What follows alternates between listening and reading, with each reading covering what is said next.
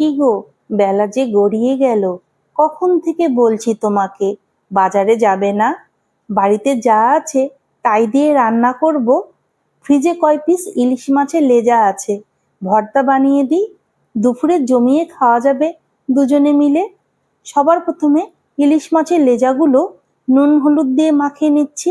এবার কড়াইয়ে তেল গরম করে কুচানো পেঁয়াজ, রসুন, কয়েকটি শুকনো লঙ্কা লাল করে ভেজে তুলে রাখবো।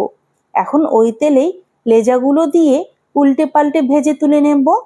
এরপর লেজা থেকে কাটা ছাড়িয়ে মাছের অংশগুলো বের করে রাখবো। এখন নুনের সঙ্গে শুকনো লঙ্কাগুলো ডলে মেখে ধনেপাতা কুচি, পাতিলেবুর রস আর মাছ ভাজার তেল ঢেলে সবকিছু দিয়ে খুব ভালো করে মেখে নেব।